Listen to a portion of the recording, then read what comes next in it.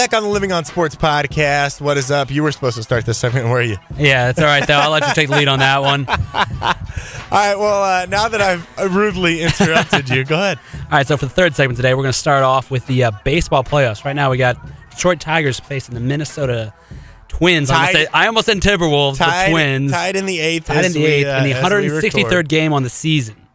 Now, way too long. That's an incredibly long season. I've always felt that the baseball playoffs are wrong. They play too many regular season games to have such a short playoffs. Only 4 teams from each division, and they play a grand total. The maximum could be 19 games. So what are you doing, saying that they need to let 2 teams in from each division? I'm thinking you do that. I mean, do the same thing football did. You do 3 division winners, 2 wild cards.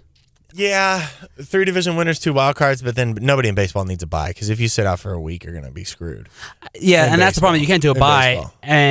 But I just hate it that you have basketball and hockey where you play 80 games, half the amount of games, and have essentially a 40-game playoff. So it's half that length, and half the league makes it. Whereas baseball, it's so long, and especially for a team, either the Twins or the Tigers, you play 163 games, and you lose out by 1 game in a tiebreaker. Yeah, I think you'll always have a team that'll miss out by 1 game, no matter if you allow half the league. But I just think it's such a small amount, and it sucks that you're so high up and you lose like that. No, I think baseball is incredibly way too long of a season. I think it's always been that way. There's no way that I can, 162 games. What the hell do you need 162 games for? It's ridiculous. I mean, you can cut that by 20 games, put in 2 more playoff teams, or however many you need to do. Now they're dragging it out even more. They're going to take it into November. It's in baseball outdoor. I think they found out last year when Philadelphia had that rainy, cold game, and everyone's wearing all that cold gear. That baseball is not a cold weather sport. Do they not pay attention?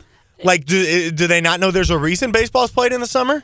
It's called the Summer Classic, and the boys of summer, and now we're making them play into November. Yeah, this is football and indoor basketball. There's a reason. Indoors and football. Yeah, because look at the teams who are going to be good this year. You got New York, cold. Boston, cold. Minnesota's indoor, luckily for Minnesota's indoor. St. Louis. Detroit's outdoor. St. Louis is going to be cold. I mean, I'm struggling to think. L.A. will be moderate. L.A. will be all right. Yeah. And so will the Angels. The Angels and the Dodgers. Right. Matter. But, yeah, no, that's stupid. No, I hate the way the baseball playoffs. I don't know what the exact fix is, but just like with BCS, there has to be a fix. All right, next up, Allen Iverson's being reported as already being a malcontent in Grizzlies camp. Shocking. Why even sign him? Is what I don't get. They're trying. He can score. But the whole point the Grizzlies are trying to do is save money, build a nice young team, and you bring in the aging. No, I agree, but that's I think it's a dumb sign. But I think the only reason they brought him in is because he can score.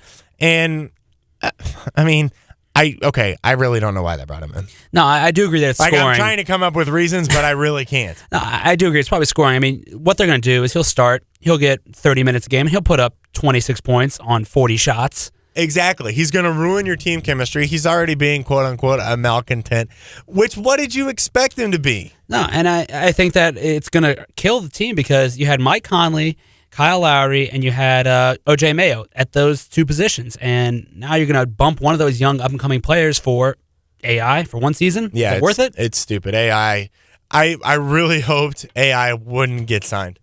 Yeah, I don't even want to go too much on him. Jeff has a nice article on livingonsports.com if you want to check it out, going into more detail about it. Way to pimp the old website there. Well, that's what we're supposed to do here. All right, so also now, Miguel Cabrera, in between games on Saturday and Sunday, got drunk and apologized to his teammates. Now, what happened there, Michael? Idiot. Miguel Cabrera, after the game, goes out to a swanky hotel and drinks with the opposing team, the team that just beat his Detroit Tigers. And cost them clinching the playoffs. Goes out, gets bombed, gets over 3 times the legal limit. It was rumored that he had .26 was his breathalyzer. So he goes home. Then his wife ends up calling the police in a very shady situation, which is yet to be resolved. And then Cabrera comes out and sucks. You think? Yeah, I just don't get it. It makes no sense. Why you would do that to 1, yourself, and 2, your team. It's just a completely selfish move. And such a dire moment of the team, too. They've been collapsing, just like the Mets did before. And all you got to do is win one of those games, and they're in the playoffs. They don't play this tiebreaker today. No, they're done. And it's a completely selfish move, and I'm sure the Tigers are going to do something. What they do, I'm sure it won't be enough. The fact that he's even playing today is a little bit ridiculous. At the same time, though, he's one of their best players. Exactly, and that's the reason he is still playing today. It's another case of letting, the superstar athletes get away with whatever they want to do. He's the backup catcher. He's benched for the rest of the playoffs if they make it. Absolutely. He's star player. He plays every game. Yeah, it's a shame of what the situation is right now, but it is what it is for now, and there's nothing that's going to change it. That's exactly right. All right, so Steven Strasburg had his first ever start yesterday. 25 pitches, 19 strikes, 2 strikeouts, and 1 earned run. Not exactly what you'd want for the millions of dollars the Nationals paid him, but I think it's a promising start. I don't think they're paying him for one game either. It's a long. We just finished talking about how baseball is a long season. I think he's going to be okay, but you're right. They're paying him a lot of money, and he better produce. There is a lot of pressure on that kid's shoulders, and he better show up. No, and I think they made the right move. They were starting him in this it's still professional baseball, but it's a non-pressure situation. At first, everyone's saying when they sign him, they're going to bring him up to MLB right away, and I thought that would have been a huge mistake. That would have been a huge mistake. You're exactly right, because now you bring him in with no pressure, let him get his feet wet playing against non-college kids and playing against grown men, and let him take his time. Don't rush this kid, because you know that if you rush him, he's going to struggle. Yeah, and I think by giving him time, he will make himself worthwhile. I mean, no one's ever going to earn that kind of money and be worth it, but he will be a winner for that team and make them a better team, I think.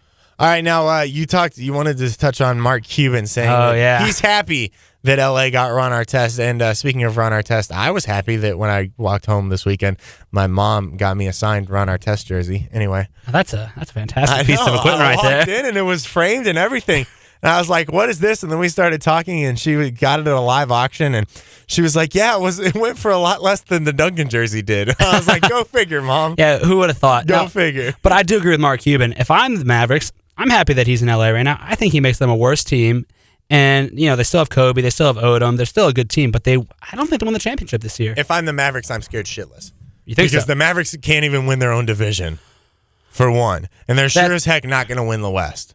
Well, they did improve in the offseason. I'll give them that. Now, if it was 2006, 2005, they have that all-star team from then. How do you think Ron is not an improvement?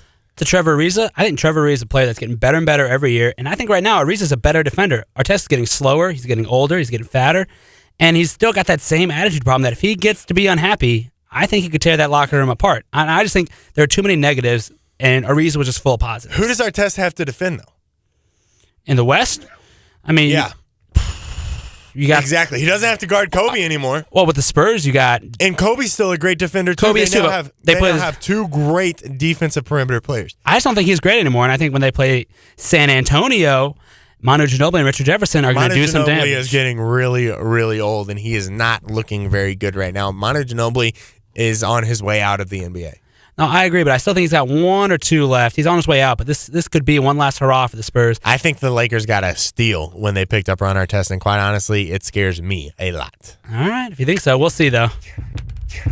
All right, hey, look, that's all the time we have for now. If you're still listening, you've wasted too much time listening. So thanks for tuning in. For Cheston, I'm Michael. See ya.